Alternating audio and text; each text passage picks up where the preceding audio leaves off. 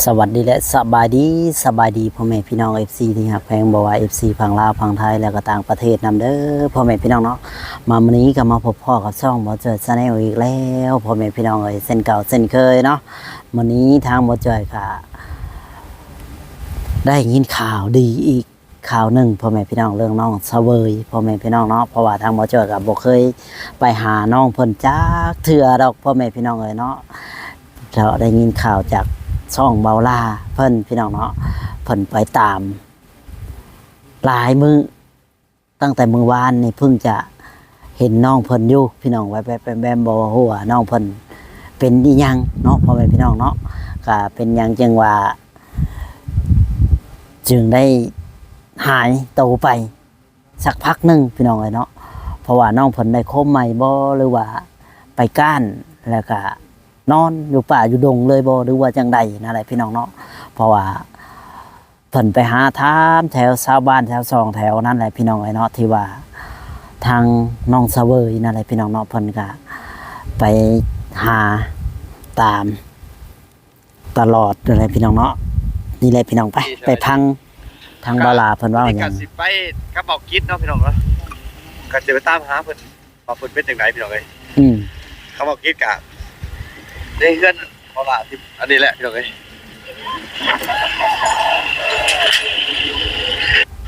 โอเคเนาะทุกคนเนาะทางนั้นอากิจก็สิพาเฮาไปเนาะพี่นี่เนาะสวัสดีอากิจโดยสวัสดีเขาพ่อฮู้บ่แซ่อยู่เนาะว่าเพิ่นไปจังไดแต่เพิ่นสิว่าจังไดเนาะพี่น้องเอ้ยไปเบิ่งนำกันเนาะว่าเพิ่นสิไปทางใดแน่เนาะเฮากับประเทศจังแน่เนาะหรือว่าป่า มันไปในป่าในดงพี่น้องตามหาน้องเอาเวยเพิ่นอยู่ป่าอยู่ดง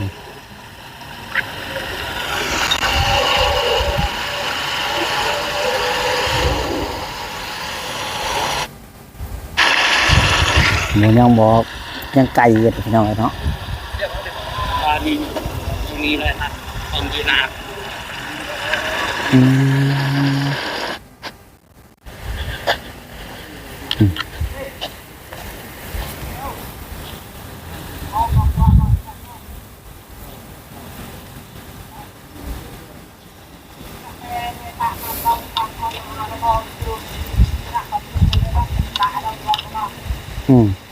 ฉันถามหาน้องเอาเวย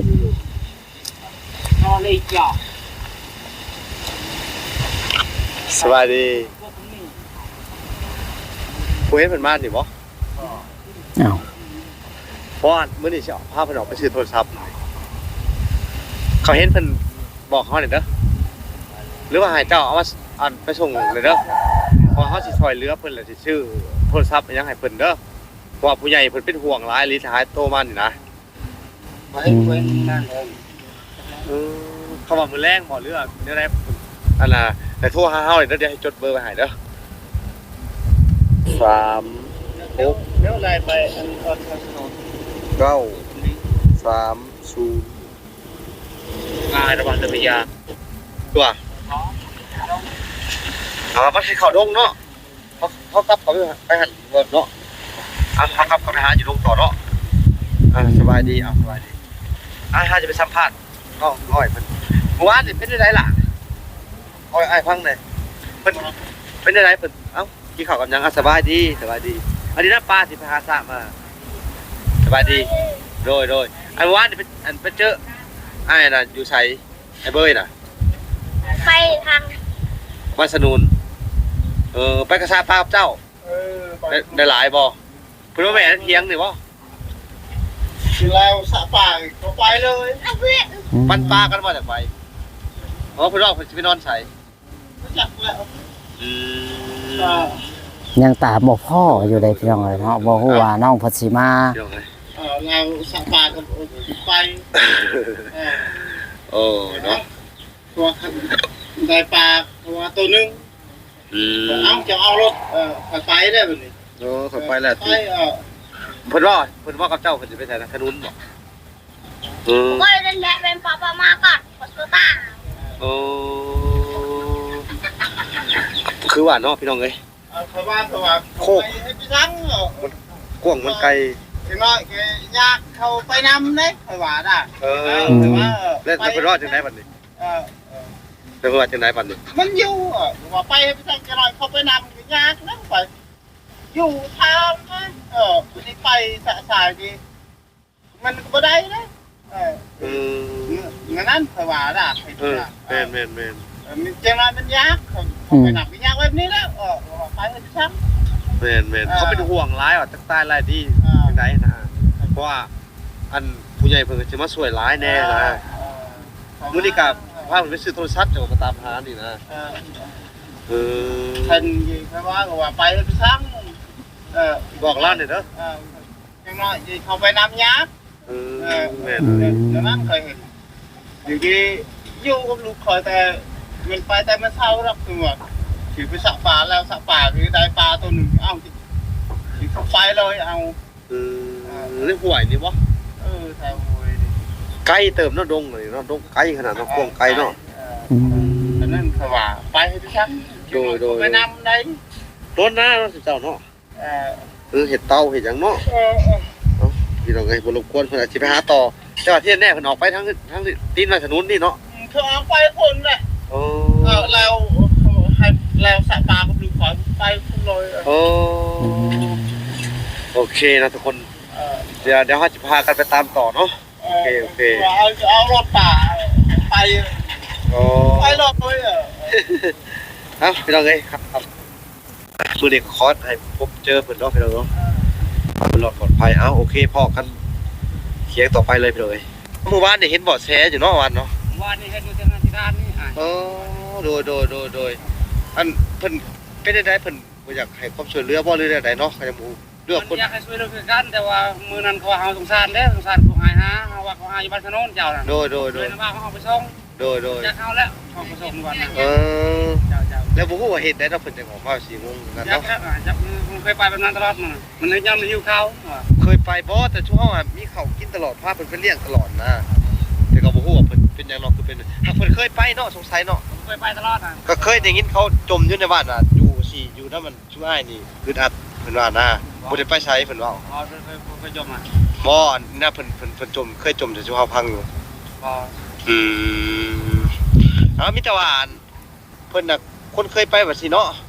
คำว่าอยู่ในอันน่ะในนับชุมเฮาเนี่ยก็น่าจะอึดอัดบ่หรือได้ก็ยังบ่ฮู้ของเพิ่นเนาะพี่น้องเอ้ยเฮาก็สิติดตามต่อไปเนาะว่าเดี๋ยวเฮาจะบอกเบอร์ให้เด้อ020นี่แหละพี่น้องแล้วเนาะทางน้องเพิ่นไปบ่ฮู้จุดหมายปลายทางยังบ่จักเลยว่ายังบ่เห็นอะไรพี่น้องเนาะก็ตามหาอยู่ก็ยังบ่พอแหละแต่บ่ฮู้ว่าอยู่ตรงใดตามหาอยู่บ้านต้นหมอกต้นไม้ก็บ่มีมีผ้าอยู่เมื่อคืนเรามานอนอยู่ได้เนาะมีผ่าแล้วยังบ่พอคนนี้ทุกหนักเขาใช่น่าจะกลับมาเลยไปเบิ่งน้ำกันนี่บ่อยู่อาศัยเพิ่นเนาะเดี๋ยวจะไปตามหามึงถ้าเกิดว่าเพิ่นบ่มาเขาไปหาเนาะว่าสัญญาเนาะใช่ครับพ่อแล้วเนาะเรายังอยู่เนาะไปพ่อเมื่อวานนี่จะถามเราจังได๋ไปถา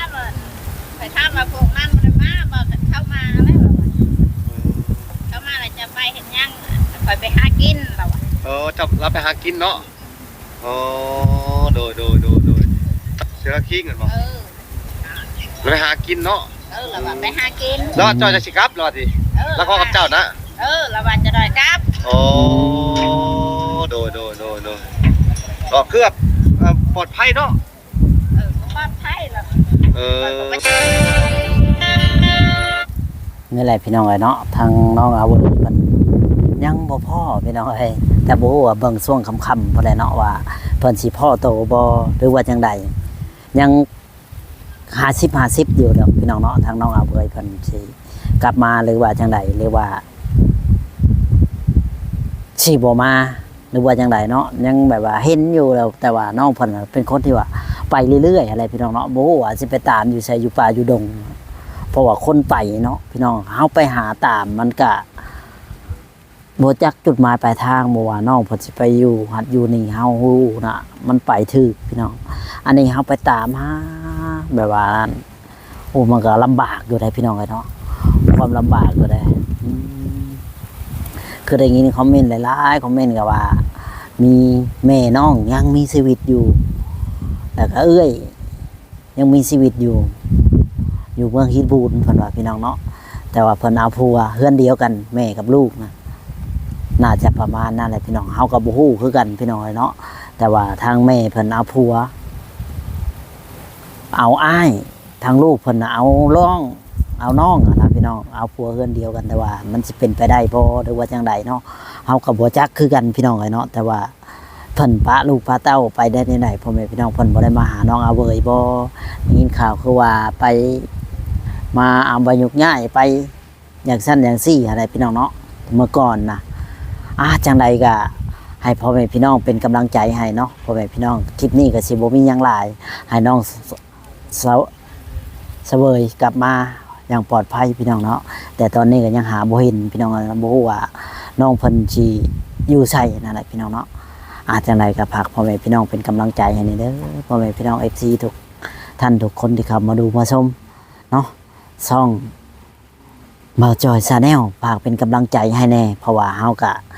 เห็นน้องอาเวยกับเป็นตาสงสารที่หายจากบ้านหายไปแบบไร้รีรอยนั่นแหละก็หลายมื้อเติบเลยเพิ่นไปแบบว่าเพิ่นบ่ได้กลับมานะพี่น้องเอ้ยไปตามภาษาน้องเพิ่นนะพี่น้องอยากกินหิวข้าวก็อยากกินยันว่าเพิ่นอึดอัดบ่หรือว่าจังไดบ่แม่นพี่น้องเฮาก็บ่ฮู้คือกันเนาะจังไดก็คอยติดตามรอเบิ่งน้ำกันพี่น้องเนาะจังใดก็เป็นกำลังใจให้คลิปนี้ก็สิบ่มีหยังหลายฝากพี่น้องกดไลค์กดแชร์กดติดตามให้นี่เด้อพ่อแม่พี่น้องช่องบ่าวจอยชาแนลเป็นกำลังใจสวัสดีและสบายดี